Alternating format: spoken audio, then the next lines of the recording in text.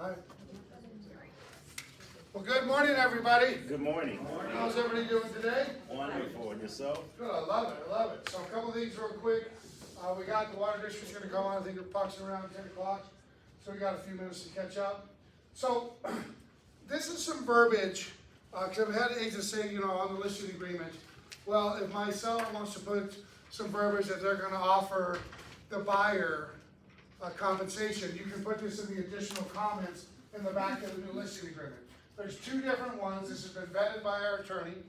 I have copies of it. I don't know if you guys have copies in your deal, but I have copies of it as well. So you don't need to take pictures. I'll give you a copy of it. But basically, just make sure you guys know, the top point is if you're going to say the seller's going to give 2%, 5%, so whatever the number is, right, of the gross price, and then the bottom one just says, yes, we're going to offer compensation. Now, my opinion, I think I would not use this one because I think you're tipping your hand. If you said 3%, and then it's going to be, hey, Mr. Seller, the intention is you're giving 3%, right? Here, it's going to say, yeah, we agreed to give something, but we haven't negotiated yet. So if you're having issues with that, make sure you're, like I said, I have copies, I have right here. So if you want to use it in the listing agreement now, me, I don't know that you necessarily need it, right? I don't know that I need to put that in the seller because I'm going to explain to the seller we can offer compensation when the RPA comes over. But I know I've had a lot of agents say, hey, can we put verbiage in that he is going to offer it, or they're going to offer it, whatever it is. Yes, you can. There's two different ones if you want, and it has been vetted, so we're going to copy that. Second thing, if you were doing rentals, and we've kind of been back and forth, and you guys know that all the stuff we're talking about, it's growing every day, it changes. Every time we think we get it dialed, it changes. So we were saying if you're going to do a BB, if you're going to do a tenant, work with a tenant, you need to do a BBRA. That's no longer the case. If you're going to do a tenant, we have this agreement here, and it's ready to go. We just have to change a couple of things on it. So you won't need a BBRA if you're working with a tenant on a property. You're going to have this showing agreement is basically what it is. It's called a rental showing and compensation agreement. So we'll have that as well. We'll have it ready probably, I'm guessing by either later today or tomorrow at the latest. So if you're going to do rentals, that's the way to do it. Now you can also, if you want to, and you don't have to do a duties owed on it, and I don't care if you do or don't. If you do a duties owed with your tenant, just make sure you put on the bottom of it, tenant is not represented. Okay, if you want to have that power to say, yeah, we're working together, that kind of stuff, then you can put the tenant is not represented. Because you don't really represent it because the seller or the tenant, the property manager actually does that. So that's just a couple of things that we brought up, you guys, so want to make sure you get that. And if you have any questions, don't hesitate. What do we do with the clicker right there? Oh, sorry, Jim, can I ask one more question? Please. So let's say we do the BBRA and we put in there 3% with any buyer, but we're willing to accept less. Yes. So it comes back and it's 2%. Yes. Like, that's fine. Yes. Is there a form that we have to fill out so that we are covered with that too? No. Okay. No, because you can go down, you just can't go up. Now, Okay. so we talked about this yesterday at our manager's meeting, and so we haven't got it quite nailed down yet, but the thought is, if let's just say you had two different BBAs. One is for new homes that you did for 4%, and one with a resale for 3%. Okay. Right? That's kind of what we're talking about. We've also kind of agreed to this as well, that if you have a BBRA, and let's say that you put down 2% and they're going to give you 3%, we've kind of agreed that you and the the buyer could cross that out, the 2%, put 3%, everybody initial it and date it, and we would accept that as well. Okay. So again, you guys, it's moving every day, and because I thought this would never happen, and we just talked about it yesterday. So just be careful. The one thing that we're really going to be kind of stickers on is being cute with verbiage, right? It was a blue moon last night. Remember we talked about the blue moon and all that all the time? It was funny. It was a blue moon last night. The brightest one. It won't be bright this bright until 32 or something. So 2032. I don't know that I'll be around at that point, but I can see the blue moon again. But anyways, that was yesterday. So just be careful putting fancy verbiage in there, right? As a matter of fact, don't do any verbiage. but you can do that if you're doing a So if BVR. I wanted to, just to make sure everybody's clear, then I could just cross that out and say, we changed it. Yeah, from we 3 to changed 2. it, yeah, and every initial's in and dates it, we're good. Make sure they're dating it, because your date's gonna say this date, and that's gonna say that date. Okay, Please make sure as well that, within reason, try to have the duties owed signed before you do the BVRA. Can they be signed at the same time? Yeah, I mean, technically you can, but I'd rather, and not Jeff, the division, Jan Hawley, would rather you have the duties owed signed long before, and long before is an hour, 30 minutes. At least it shows that you tried to explain what it is before you got into it. So that's something they're talking about. So can you have 2 BBRAs for the same buyer, one Yeah. for new homes Yep. and one for resale? Yep. You said, okay. I think that we agree to that pretty much as well, because again, there are, especially with new homes now, they're kind of doing more incentives now. So I think that would be something definitely to do. Hey, if we go to new homes, make sure you explain the way it works. I seen an interesting stat today, this morning, from Redfin. 59,000 homes in July canceled because the buyers were scared of the economy. Highest number we've probably ever had, 59,000 in July canceled. Now, of course, they don't go into any detail about what happened. I mean, why, did they get the money back and all that kind of stuff, but they canceled. All right, just real quick numbers, and we're gonna get jumping on it. 563 homes in the last 7 days. Last week it was 423, something like that, something in that area. So we are selling more. It's more homes are on the market. It's up 3.9%. So agents are finally going out and starting to take listings, which is a great thing. So keep doing that. The available for the inventory went up to 2.64. It was 2.48 last week and 2.44 the week before. So it's not changing up to changing drastically. Homes from 100,000 to 400,000, that jumped about almost over 200 homes in the last 7 days. So that tells you people are starting to put in names. Ricky's here. He's going to talk a little bit more about interest and other things that are going on. And he's an expert in that field. So I think that definitely looking at some really interest rates going to come down. I think our market could do very well again. So I know we talked about that in the summertime, that it was going to do that. So let's hope with an election year that happens. So let's bring up Heather. Come on up, Heather. Give her a big hand, everybody, real quick. All right, do you have some slides that you have, or is there? I think there's. Yeah, maybe just show make one sure. more. Yeah, There okay. we go.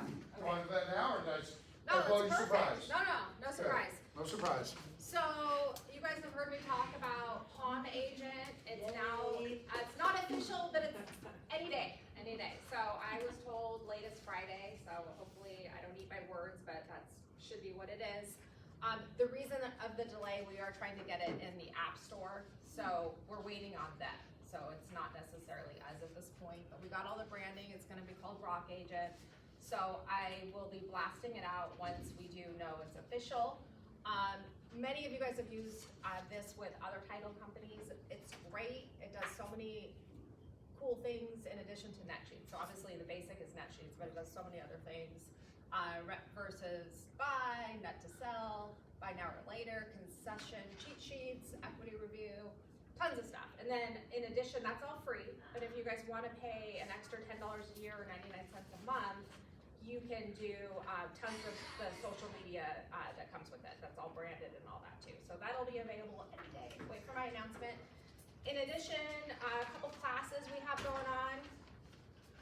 Corfax, does anyone in this room use Corfax? Jeff, thank you. Yes. I don't know a lot about Corfax other than it's great. So I signed up for a class today at 1 o'clock. They're gonna be teaching a class. I did put it on our Facebook group. And they're gonna teach me about it and anybody else that wants to learn more about it. Listen, the nuts and bolts is, guys, if you use it, it's a very simple process. Upload your pictures, the verbiage is done. They mail it out, they do the whole 9 yards, and you can have it done. Me and my assistant, when I was at Prudential and Keller Williams, used to do it all the time, $500-600 a month. And it's a very, very, very simple process. You upload your stuff, it's done. I mean, it was really nice. Yeah, it's a little more costly, but do you get paid to put stamps on an envelope, or do you get paid to buy and sell homes? You gotta think where your time is best spent, right? And I think that's what was so good about it. Again, I think it was, I want to say, back in the day, I wanna say it was about just a little under $1. It's A flyer? $1, $1, depends how many you mail out. Yeah, But I yeah. was looking at pricing, and for postcards, 75 to 85 cents, cause I mean, we know postage has gone up. So, and it includes them actually mailing it, there's so many Yeah. to choose from, so many templates for you, Yeah, and. you can get the long envelopes, you can get the tall one, I mean, it's got a million different things you can do. Yeah, so And it also gives you if somebody logs onto it, you get a notice that, it gives you like a specific, I don't know if it's a website or whatever, but it gives you, if somebody logs onto that for more information, you get an alert that says Susie just logged onto it. Yeah, and that's the part I wanna learn more Yeah. about. So that's what the training at 1:00 will be about as well. They can provide lists for you, but my understanding is it's 7 cents per name. If you go through Rock Title, we could get the list for you, and then we could give it to you to upload. And then there's tons of stuff. So either jump on that call or find me after the 1:00, and I'll be able to train you guys. Also, Wednesday, Tim Sams is gonna be in the Summerlin office. I think it's at 11 to 12, and it's gonna be on Google My Business, so if you missed the one in this office, I think it was last week, he's gonna have that same class in the Summerlin office. Thursday on Zoom, Title Pro 247, Tim will be teaching a class on that, and that's at 1:00. And Friday, the 23rd at 10 a.m., I am teaching a class at Rock Title, and that's gonna be on the senior concierge specialist, and I'll just kind of share a lot of resources that I built up over the last year. And that's all I have, so thank you. Good. Introduce your guest real Oh, quick. and, sorry. Most of you guys know Kathleen, she's an escrow officer for how many years, Kathleen? I'm working into my 31st. 31st year, so Good job. I don't know all the answers, but this lady does. Yeah. So, No, not everything. and We'll find it. we'll find the answer, but if you guys do have questions, one of us should be able to help you guys out. And the thing about it, Kathleen, she's very knowledgeable and she's willing to help, even if the transaction's not going through her. I've used her many, many times and very, very knowledgeable. And it really helps to be able to say, hey, what do you think about this? And she digs into it and gets right back to you, so thank you for all that, so that's a great job. And she works well under pressure. Yeah, yes, John Dixon's putting her under Sometimes pressure. not. Yeah, she's like, I don't wanna see John again. Okay. No, Thank we you, got guys. it done. Thank you. By the way, just so when I was doing the flyers through Corvac, we would send out 500 to 600 a month. I would send 200 to my sphere of influence, and I would send 300 to the neighborhood, depending on what it looked like. And I did that every month for probably 3 or 4 years. We sent out 500. So I think it's worth it, and again, you gotta figure out where's your best time, right? I mean, I was telling somebody about a TC, she said, well, I do all my own TC. I said, I understand, but you realize that's a $15 an hour job, and if you wanna calculate what you make an hour, it's probably 200 an hour. Do you wanna spend time making 200 an hour or 15, right? So you gotta remember where your time's at, especially today being efficient. John, you wanna come up, or you gonna have Ricky come up? You both gonna come up? The A-team, let's go. All right, give him a big hand, everybody. So Ricky is the president of the Epics Corporates, and John is our man here in town. And Ricky's gonna be here, spend a lot more time as well, so please, gentlemen, the floor is yours. You first. No, all right, give me some slides. Give me some slides, hit me up. Boom. All right, so rate sheets, not too bad. I don't know if you guys can see from back there, but FHA, the highlight of it, 5.5%. As of yesterday, even today, I think even made it stronger. So 5.5% on the FHA, VA 6%, jumbo quoted someone yesterday for 6% on a 1.5. Like they pay 1.5 points, they can get to 6%. I don't suggest paying points right now because I'm gonna refi them for free with our rate rebound in 6 months after we close, but we can get there. Like any rate they want, we can get there right now. Investor, this is big. We have an in-house portfolio product for investment in second homes. Because right now, if you just go off the streets, put 20% down, say I'm gonna want an investment loan, you're gonna get an 8.5, right? But for us, if you put 20% down for our portfolio product, it's 7.375. Not too far off the regular conventional rates. So we have a lot of creative in-house products, and ultimately, I think I did this last month in Summerlin, and I had someone in the crowd was fact checking me on their phone, looking at the rates and leaning over and said, "He's lying." Well, that's what the national rates are, right?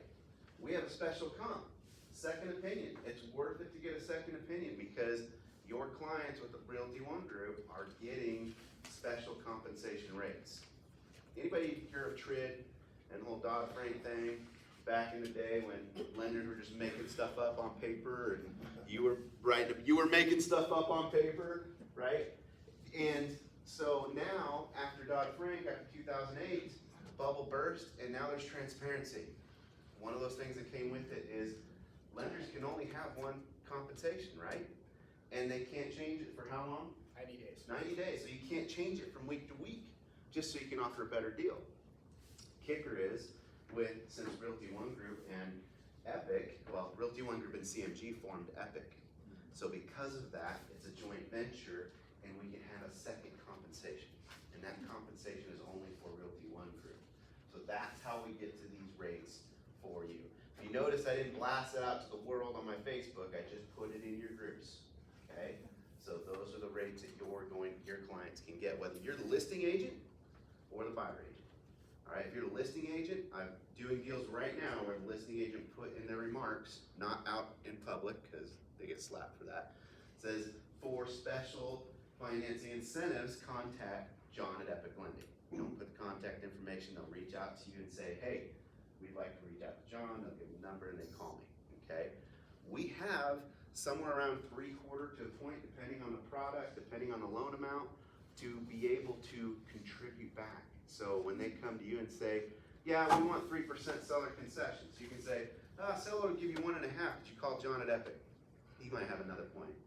Oh no, can I have his number? You just saved your seller's 1.5%, so. What does that mean in dollars, just so they understand One- what you're actually saying? 1 point is 1% of the loan amount, not the purchase price, the loan amount. So $500,000 purchase price, they put 20% down, what's the loan amount? How many? 400, okay, and then what is our credit? 4,000, is that significant to your buyer? Yeah. Do you know what 4,000 would do for their actual interest rate if we just use it to buy it down? Go down probably about another quarter. Yeah, it's not much.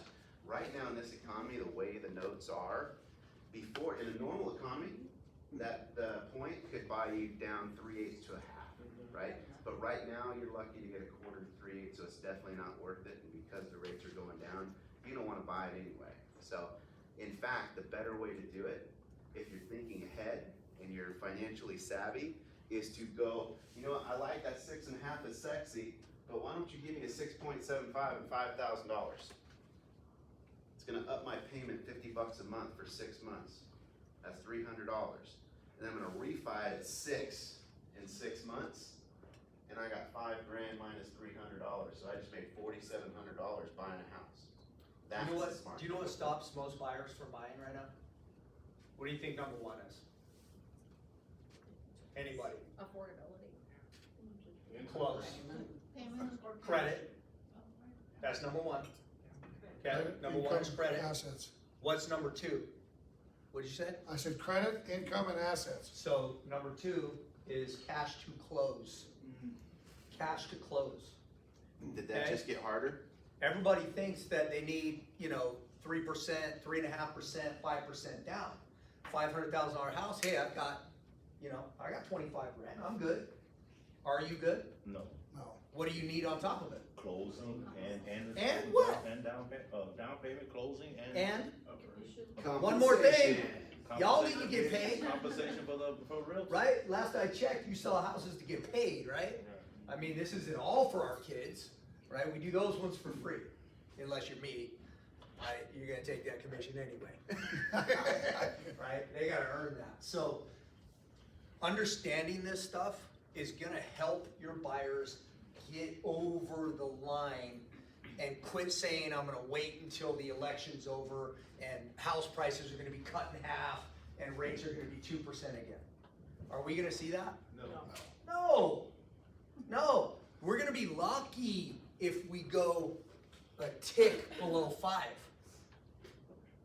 I can tell you this, and this will lead into what we talked about yesterday. When this conventional rate hits 5.5, y'all better be ready. No, I'm serious. I'm Better getting, be ready. I'm getting questioned a lot right now. Should we wait till September, right? What's the media talking about? All they're talking about right now. Rate cut in September. Hey, it's already been priced in. You're not gonna see a change when they say we're cutting it by 50 basis points or half a point. It's already priced Already in. expected. You better pray that they actually do cut it by half, because if they say, oh, we're just gonna do a quarter, if We'll they be do, back that's here. back up. It bounces back up. Home mortgage rates are separate from what the Fed is doing with the Fed funds rate. We price them before, there's some other numbers that they play with the books and all this stuff to, ease and, do all these things with the rates. So don't think that on the day they announce it, it's gonna drop some more, because it's not. So, don't wait, we've already got the rate. There's a couple of stats you need to be aware of, and this is really important with economics. Right now, the 10-year is trading right around 3.84, 3.87.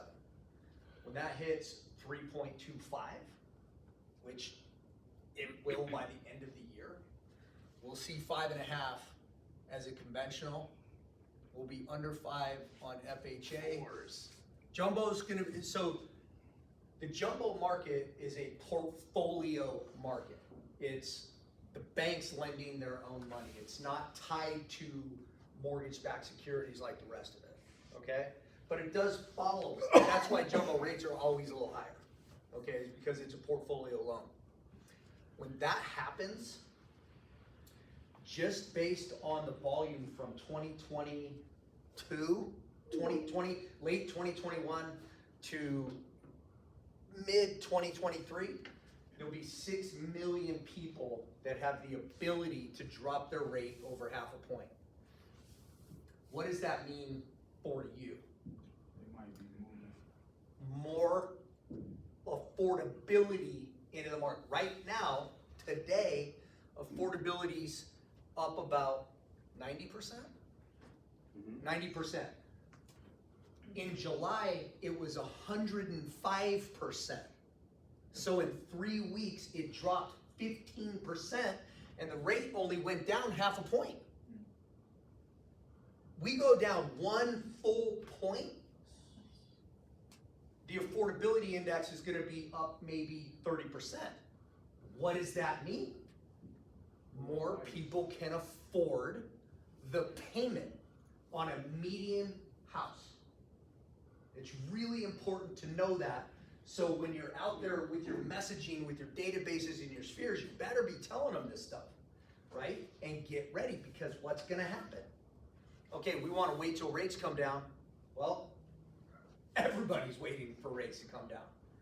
Now, were y'all in business in 2020, 2019? You remember when rates were 2? Okay? Really easy to afford a house unless you had to put a down payment.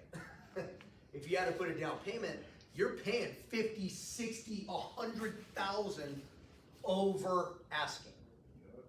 What do you think is gonna happen when there's 10 people that want one house? What's gonna happen? Price is gonna go up. Price is gonna go up.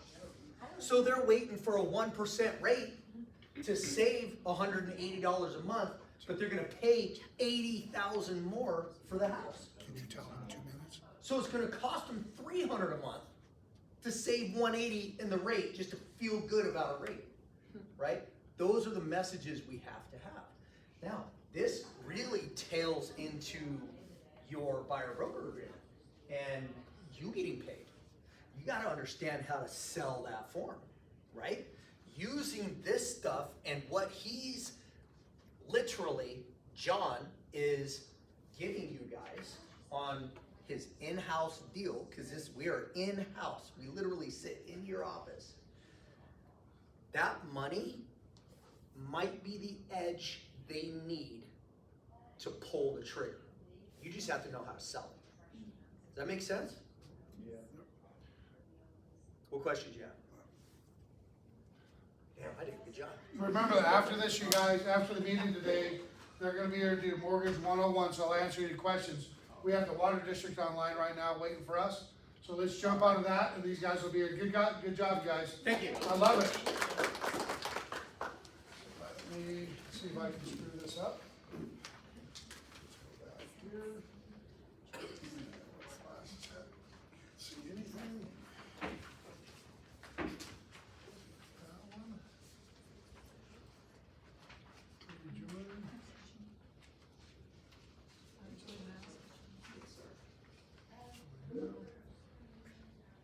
I'll see if I can go ahead in there. Oh, look at there, it's Jeff. Yeah, you don't wanna see that. famous. Go ahead. Alright. Mitch, can you hear us? I sure can. Alright, perfect. Can I, how do I blow up his screen? I think when he shares his screen, it'll automatically do it. Where? When he shares it, it should automatically do What'd it. you say? Hit shares? When he shares his. Oh, Mitch, can you share your screen with us? Sure can. Okay.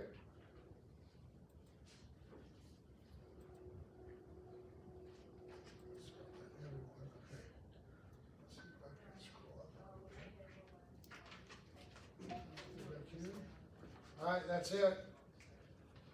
You have the. Alright, Mitch, the floor is yours.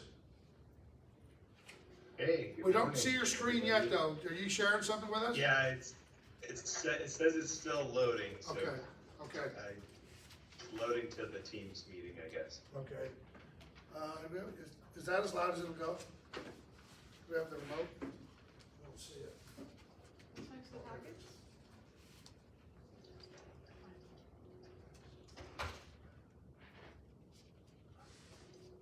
Here, I'm gonna try it a different way here. Oh, let's try this.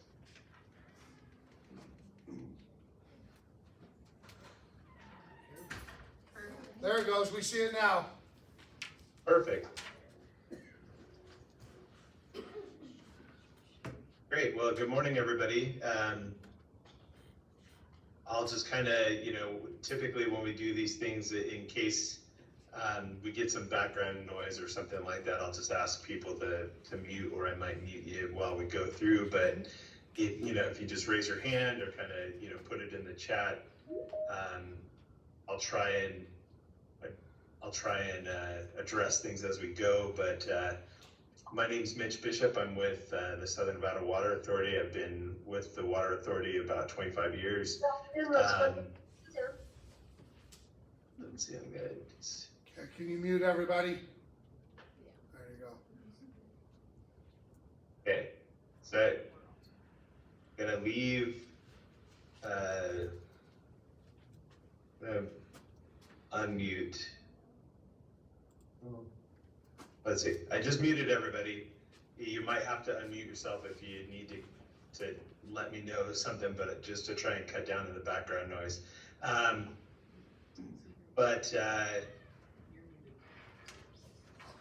Sorry, people are still coming into the meeting, so I was just letting them in. Okay. So I'm just gonna give you a quick update on our water resources. Again, if you have any questions, probably it might be best to wait till the end, just make it easier and be able to unmute everybody at that point. But we'll just get started. So as many of you know, our main water resource here in Southern Nevada is the Colorado River. And so just to give you some background on the Colorado River, it's shared among 7 states and the country of Mexico. 40 million people depend on the Colorado River, and that includes 30 Native American tribes, 5 million acres of farmland, especially in Southern California and kind of Southern Arizona. That area makes up the majority of our nation's winter fruits and vegetables, come from that area, in like the Imperial Valley and that farmland there. But it also supports national parks and what protected species, wildlife, and not to mention some very important recreation areas, including Lake Mead here in our backyard. So And really, this is what I've been spending most of my career at the Southern Nevada Water Authority working on, is this concept of drought, right? Like we've been dealing with a drought now for over 2 decades. It's on the Colorado River, and really, this is where we start shifting from talking about necessarily drought and just climate change. As we have seen over the last 20 years, the nation is getting hotter and drier in some parts. It's getting wetter in some parts. And that's what we refer to, when I was a kid, they talked about global warming, and now it's not really global warming, it's climate change and how it impacts our water supply. And so as you can see, I remember as a kid going out to Lake Mead and seeing the dam spill over, like you saw in 1980, in that picture there of 1983. And then in just 20 years, and again, a good part of this happened in just 2 or 3 years. We were almost full in 1999, 2000, and then we had this drought hit, and we saw supplies drop in half, and then you can kind of see in 2023 kind of where we're sitting, where we typically hover around 30% capacity right now. And this is kind of what made that happen. You can see these years stringed together. The average flow for many, many years was believed to be around 15 million acre feet. We now know that average flow is dropping. But you can see, every once in a while we've had a good year, but majority of the years since 1999 have been at a deficit, and so that's what has gotten us to where we are now. In 2023, we had a particularly wet year, but what you can see in the record is that a good year has been followed often, like if you look at 2011, 2017, 2019, in a good year has been followed by a significantly bad year. And so this year has been not significantly bad, so that's good news, but it has been below average. And so this kind of tracks the storage amount over the planning horizon or over the history, and you can see the lake levels are projected to decrease despite a good year that we had last year. And so the Bureau of Reclamation just came out with their drought declaration, or the operating plan for next year, and we will still be in tier 1 shortage, but that's good news that we're not going to be in tier 2 shortage, which we were kind of afraid based on the runoff this year. So we will still be in tier 1, but it's not getting worse. And this is kind of shows you what it is. The basin getting hotter and drier. This is what we tend to see, is that our snowpack was at 114%, but then the runoff is at 85%. And so what happens is we had snowpack, but then in April that looked really good, but then the basin got really hot really fast, and so some of that snow sublimated, but also the ground is dry, and so that the water soaks into the ground and doesn't make it into the rivers and the streams. And so, here's where in Las Vegas, what we combat is that we live in the driest metropolitan area in the United States. And so when we talk about the drought, when we talk about the impacts on the Colorado River, it's hard for us to get Las Vegas residents to completely connect to what is impacting that, because Las Vegas is basically always in a drought. We get just a little bit more than 4 inches of rain a year. You can see how that stacks up against other desert communities here in the Southwest. And, you know, we put on this slide, I put Death Valley on there just to kind of, you know, compare that we're closer in rainfall to Death Valley than we are in, say, another desert community like Phoenix. And so that's what we're talking about. So Las Vegas is always in a drought in terms of our precipitation, but we're really, when we talk about the drought, we're talking about rainfall and precipitation on the Colorado River. But here's the good news, is that Southern Nevada has spent decades getting ready for this and making adjustments and doing things to protect this community. We've invested in infrastructure where we've planned with partners to extend the resource as much as possible, use it as wisely as possible. We've banked water in other communities and within the Southern Nevada groundwater system. And we've, as you are well aware, we've gone full bore on conservation. And so those are the things, kind of the pillars that we use to protect this community and its water resource. So many don't know that 40% of our water is used indoors, and that we capture that if it hits a drain, it goes into the sewer system, it's treated and returned through the Las Vegas Wash to Lake Mead.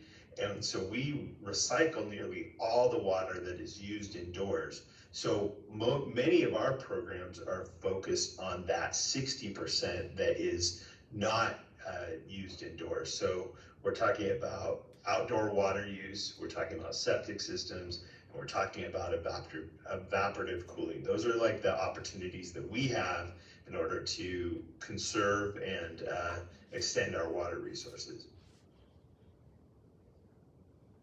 The other thing, you know, that you saw is that we've invested heavily in infrastructure. We, a few years ago, built an intake 3 that goes out into the original Colorado River channel. It sits at 875, which Deadpool, as you can see on there, that's not a fancy, when we're talking about Deadpool, we're not talking about Ryan Reynolds. We're talking about when water is no longer able to go through the dam. So it can't be used for power generation. It doesn't go downstream.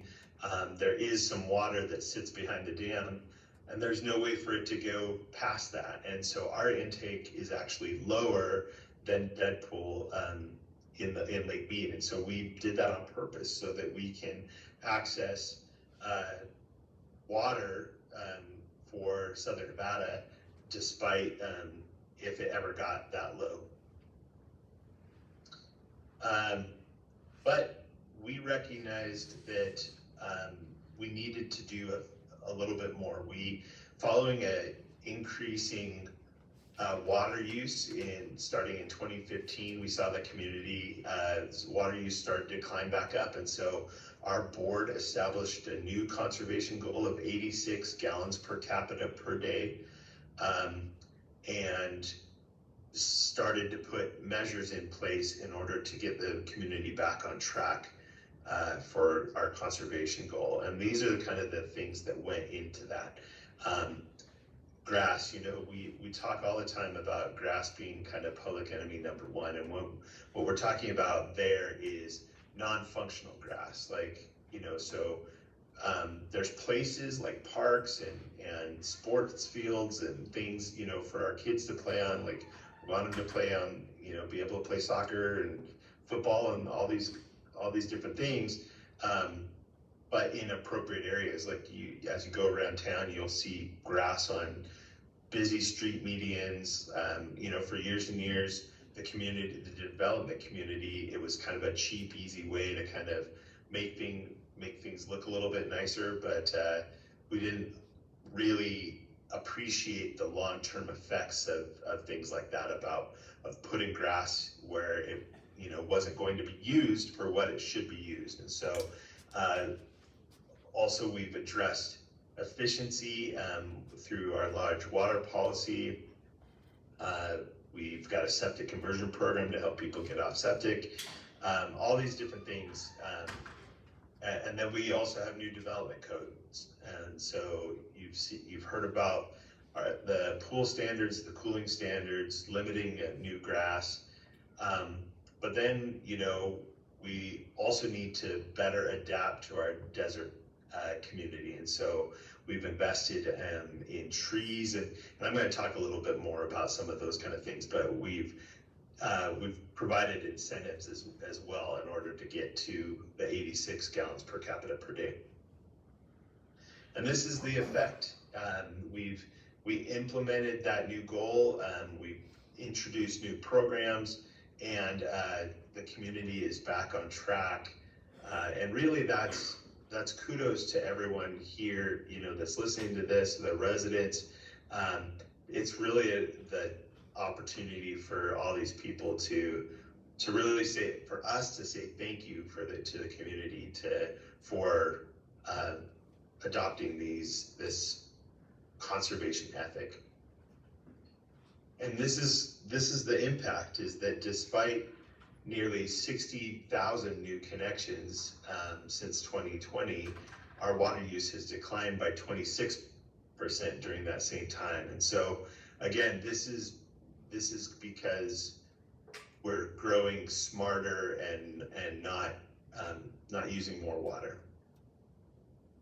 Overall, you can see since 2002, our population has increased 52%, but our per capita water use is down 58%, and our Colorado River consumption is down 42%. And so again, that we track both. We track the per capita water use, but and also our Colorado River consumption. So that's the water that again is used outdoors or in cooling and those kind of things. I just wanted to hit real quick on what we're doing to combat not just drought, but also urban heat island impacts. You've probably heard about urban heat island. It's that effect of like having hardscapes and things like that where the community just gets hotter. So this isn't just from climate change, this is because of the surfaces and things like that we choose to put into our environment. It can actually create more heat and make it hotter in the area, which again increases your cooling costs. There's a whole bunch of impacts to it. And so we are targeting installing 100,000 new trees like that, where we may say grass where it shouldn't be is bad. Trees are good. The trees use a lot less water than grass, but they provide so much more to the environment to help cool it, create that shade. And so we've partnered with other agencies in order to get those trees installed. We've also added WSL, our Water Smart Landscapes program. So that's the program where you can convert your grass to Water Smart Landscaping, and we'll give you a bonus for planting trees. This is where we've also partnered with some agencies that target at-risk communities.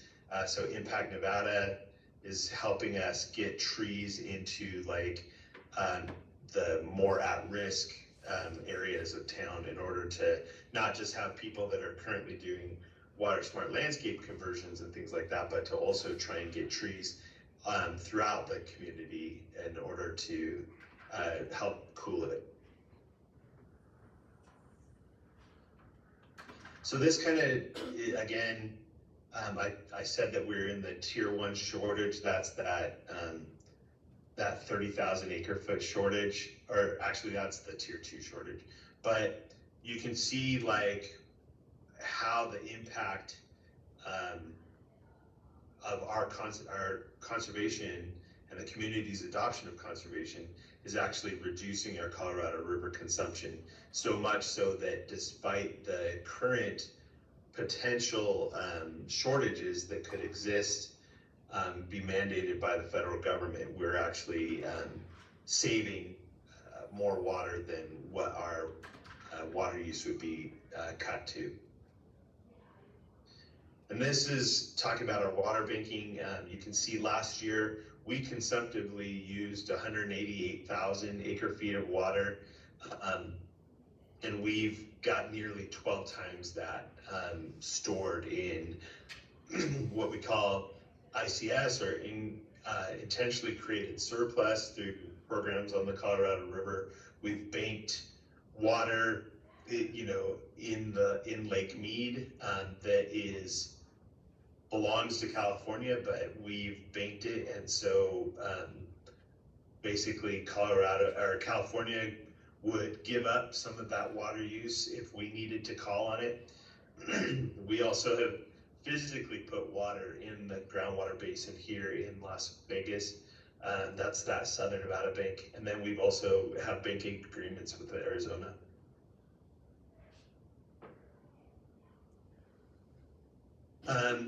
And so this is our water resource plan. We take a 50-year plan to our board every, toward the end of the year, beginning of the, December, January timeframe.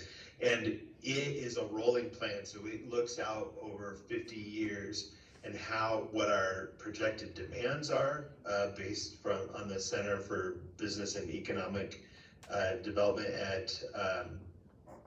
at UNLV.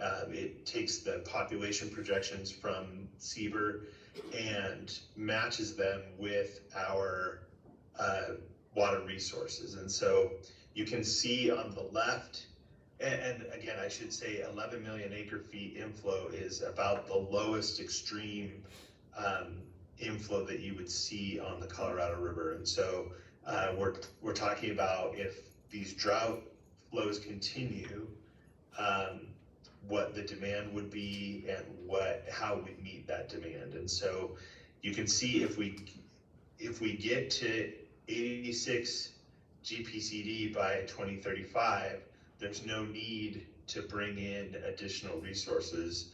But our current resources can continue to serve us well into the future over the next 50 years. If we have a higher demand,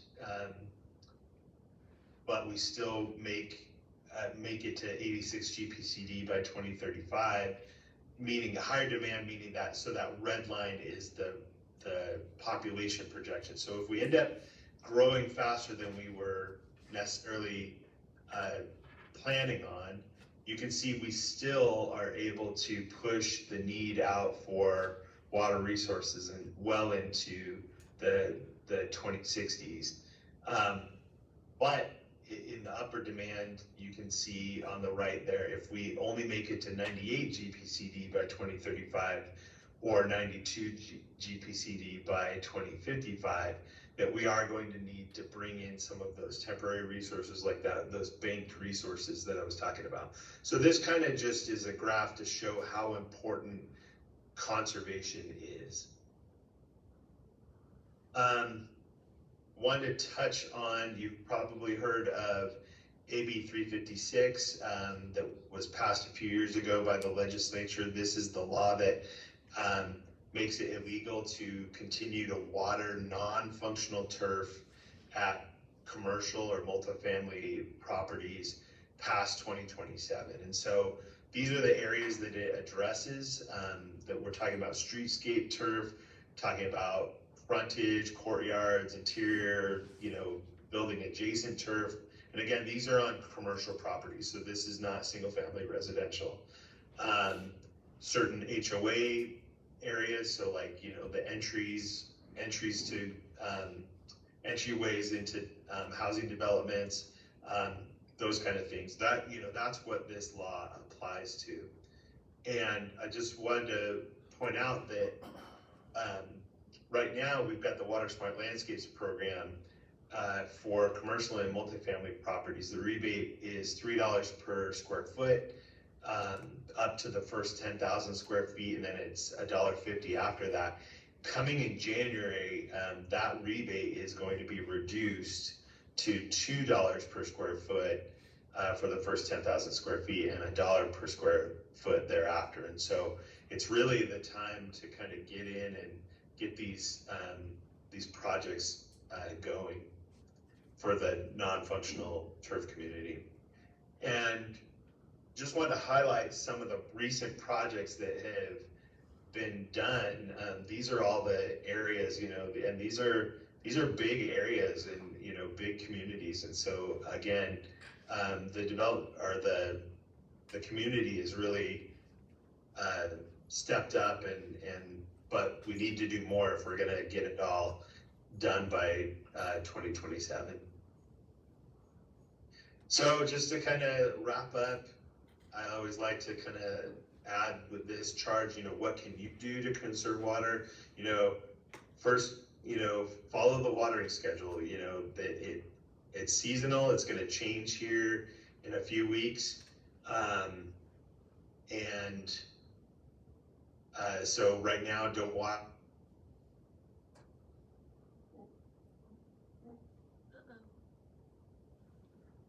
And then in September, it's going to go down. Sorry. Everybody's still there. My computer's all of a sudden doing a bunch of funky things.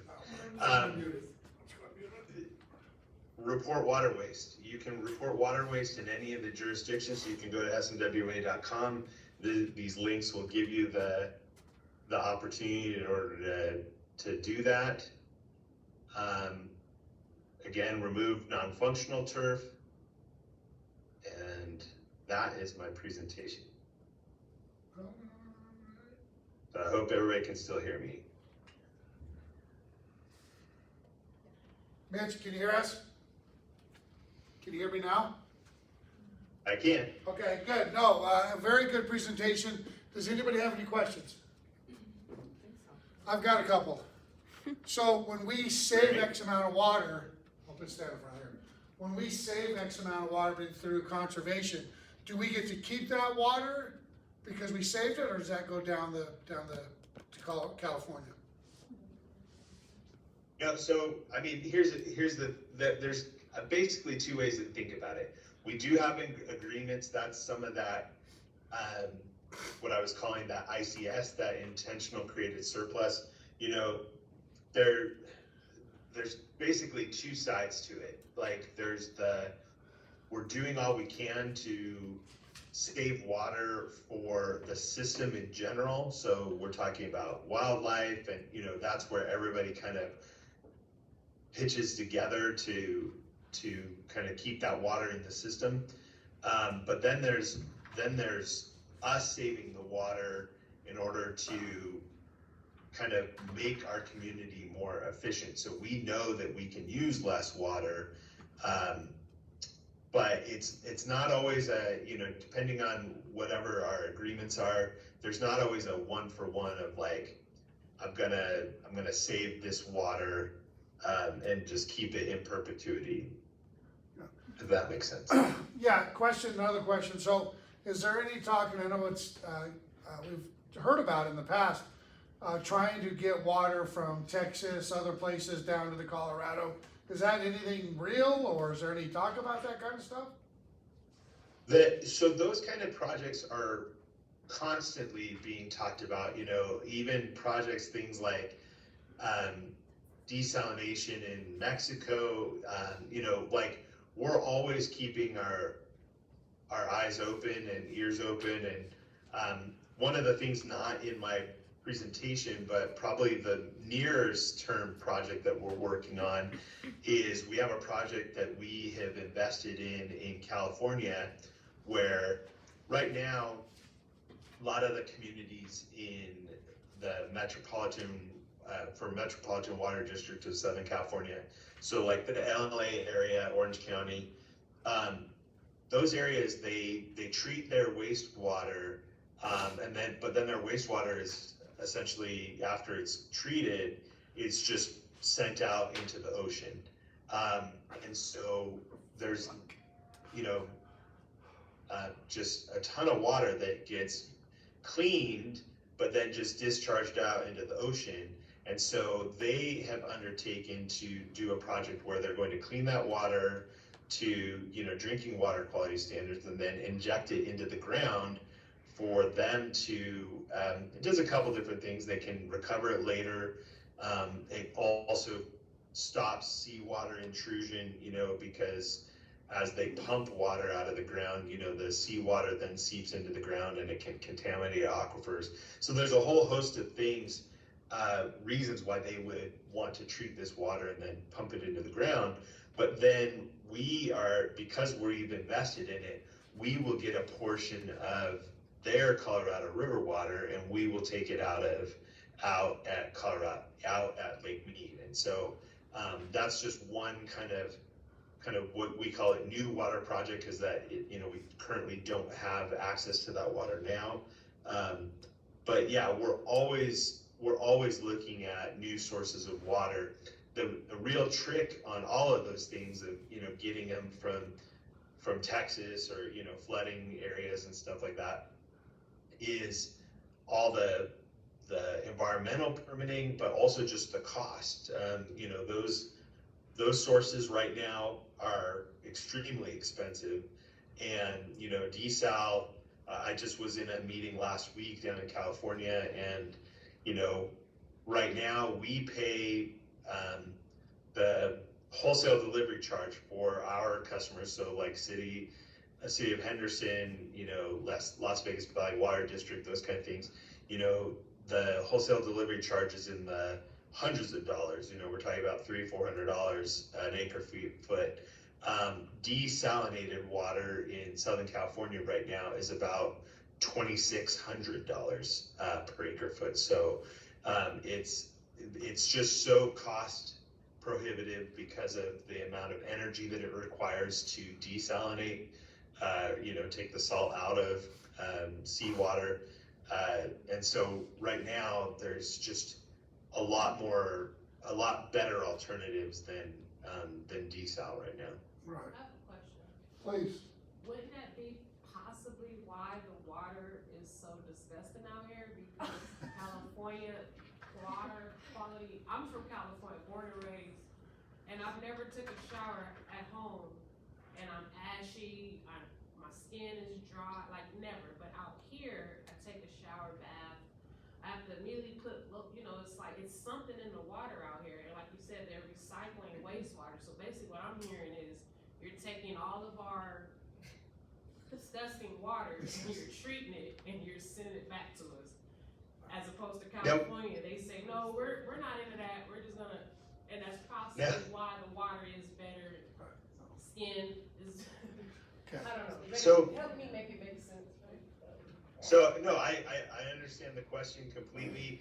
I do. So I have to point out a couple different things. Like what you're describing, there's a difference between water quality and hardness, and you know, there are two different things.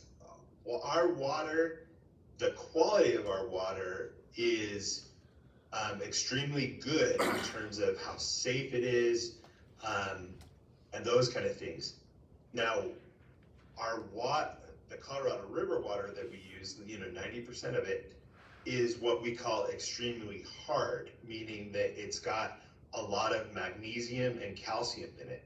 And so all of that stuff that you're talking about, like drying out your skin, and like the stuff that you see on your fixtures and everything like that, that's just minerals in the water. And so other places, you know, like if you came from back east, like if you come from New York or whatever, you know, they have water that, New York City has water that flows through a granite system or whatever that comes out, you know, it has like hardly any minerals in it or whatever, and it's very soft, and you know, it's just the makeup of your source water. And so some of the areas of California, and in addition to that, you might have had some home water treatment or whatever that you didn't even know about. But again, the majority of our water comes from the Colorado River.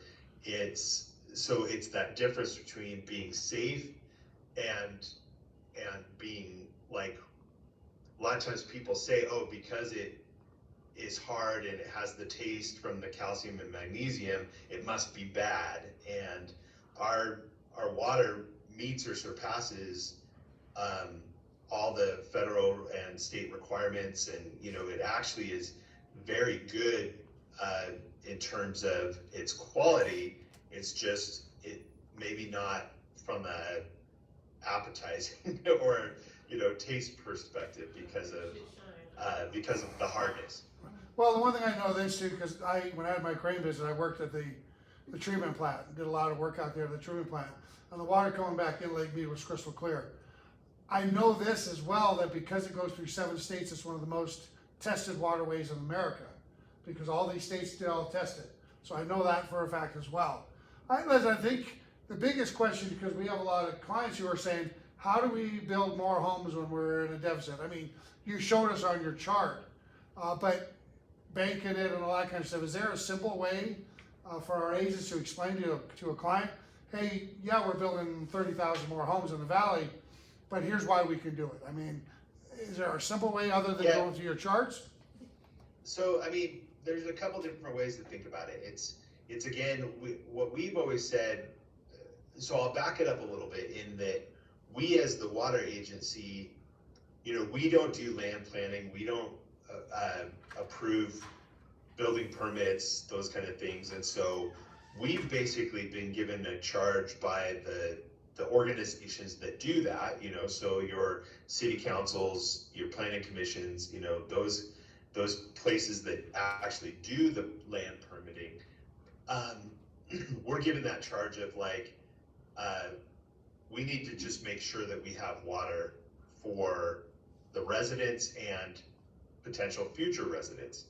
And that's our charge. And so we are agnostic as far as how we grow. I mean, if we grow, for us, it's about how we grow. And so as long as we are smart about our water usage, our consumptive water usage, we could continue to grow in perpetuity, because again, like I said, we recycle nearly all water that hits a drain. We're one of the only communities in the world, or at least here in the United States, and especially here in the Southwest, that have the luxury of being right next to our water source. And so because we're right by Lake Mead, what we use, we're able to put there, and it gets treated once, and then it gets treated again when we take it back out, and it's pristine, but we are able to recycle it.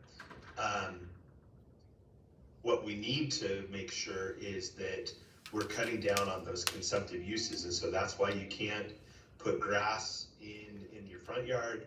You can't, there's limitations on new commercial development as far as evaporative cooling.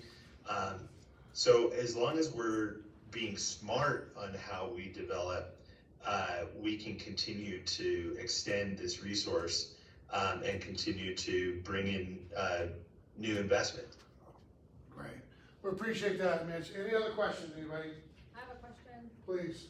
Is there any plan for cloud seeding in Las Vegas? Did you hear that? Cloud seeding, yes. So we do we partner with the Desert Research Institute to do cloud seeding. We don't do it here in Las Vegas. It's just too dry. So where we do it is in the mountain ranges.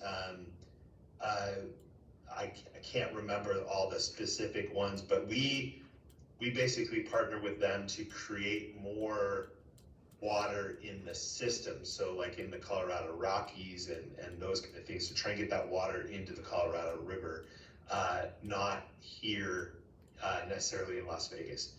But I will tell you it's kind of similar to cloud seeding, or it's the idea of getting more water, right? We partnered with MGM and with Formula One actually to put these mechanisms, and they're called atmospheric water generators. And so what they do, think of like your dehumidifier, you know, that if you lived in the Midwest or out the East Coast and had a basement or something like that, and you had one of these machines that actually pulled the water out of the air, right, to make your basement or your pantry less musty, you know, pull that water and it would collect it. That was just trying to make your house less humid, but it's the same kind of technology. And so just setting up those generators here in Las Vegas, you're not going to get a whole lot of water because we're so dry. There's not any moisture in the air. But where there is a lot of moisture is on some of these resort hotels, their evaporative cooling towers, because again, they're using water in order to generate air conditioning. It's actually one of the largest water uses in a resort is just its cooling. So as it's cool, you know, it's releasing this plume of hot kind of wet air. And so we actually partnered to do a pilot where we installed these atmospheric water generators on the exhaust areas at the MGM. And so to collect the moisture. And so they're still, that they've been functioning now for, you know, since kind of around the race time, right after Formula One last year. And so we're evaluating how well they function and seeing if that's a technology. So it's not cloud seeding, but it's, again, thinking outside the box to try and get water where you wouldn't necessarily think there might be some water to get. Perfect, thanks, Mitch. Appreciate it. Any other questions, you I guys? have one really, One I'm more. hoping you can answer quick, sorry. So, we have a lawn in our front yard. Boo! I know, Boo! because it was built in 1991. And, we already have, you know, a tree, probably 30 bushes. What we wanna do is replace, and I know I have clients that are in the same boat, who wanna just replace the grass and replace it with the man-made turf, whatever you wanna call it. But there's always a requirement with the Southern Nevada Water Authority that we have to include a certain amount of bushes. We don't need any more bushes because they're all there and they're all fully grown. Is there an option to do that, or does it always, with the plans, we did it once before. With the plans, you have to say, yes, we're gonna put in rockscape, we're gonna do this, we're gonna do that, we're gonna put in more plants, when there's already tons of bushes. Yeah, so again, without being able to see the specifics and whatnot, the conservation staff will work directly with you, but I guess what I would say is the program doesn't require you to put new stuff in.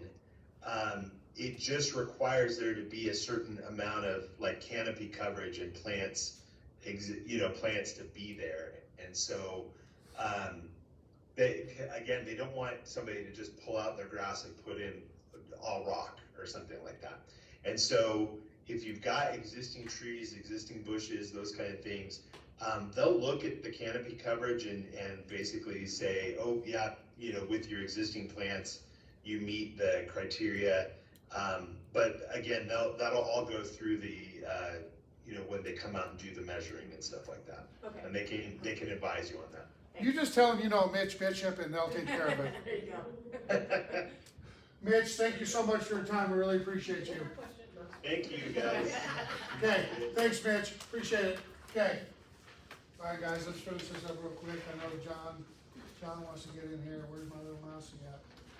Come on, mouse at time. All right, let's just jump into this.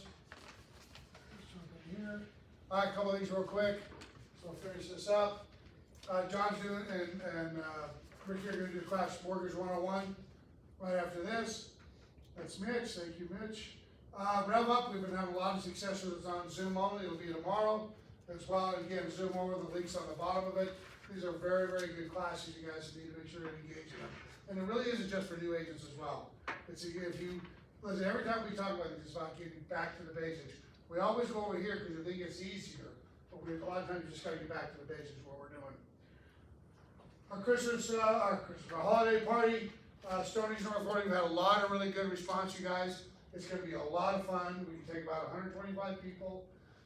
We will have the link, is it under yet, Mackenzie? But we'll have a link for Eventbrite, and it's giving us $11 to go as an agent. All the full $11 is gonna be donated. We're gonna go give ours to Project 150 this year, is what we did for our birthday. Additional, if you wanna bring a plus one, I think it's $49, but as soon as we get open, guys, it's gonna fill up quick, and we can take, I said about 125 is what our number right now. I think if we had to, we could squeeze a few more, but don't wait till the last minute, guys. Every year, we have several agents that, I don't know why I didn't sign up earlier, and we can't take anymore, so please make sure, it's gonna be a lot of fun. It's our untraditional, it's gonna be a lot of fun, so we're looking forward to it. And then, next week, we're gonna have, Solar Verde Solar. Mike's gonna be here to talk a little bit about solar. I had one of our agents, their client put a solar system on a 1,100 square foot house, $62,000. Now, I don't know about you guys, and I could be way off base, somebody got their ass handed to them. So, this guy is gonna be here to help, because he's gonna talk about all the different programs. I mean, it's a funny thing, I'm seeing people that are not gonna plan on living in a house for more than a couple years, they put solar on it, and it makes it a son of a gun to sell the house, right? And there's different ways you can do that, if you're gonna only be in it for a few years. If you're gonna be in it forever, hey, then do the solar if that's something you really wanna do. But the payment on the solar was like $400 a month. But I thought I was saving money. Well, yeah, your power bill's $12, but the payment's $400. Couldn't I just pay the power? And so make sure, and that's what Mike's gonna be here to talk about, okay? So I think on that note, that is it, everybody. Thank you, I appreciate you guys being here. Sorry we ran a little bit long, and enjoy your day. Stay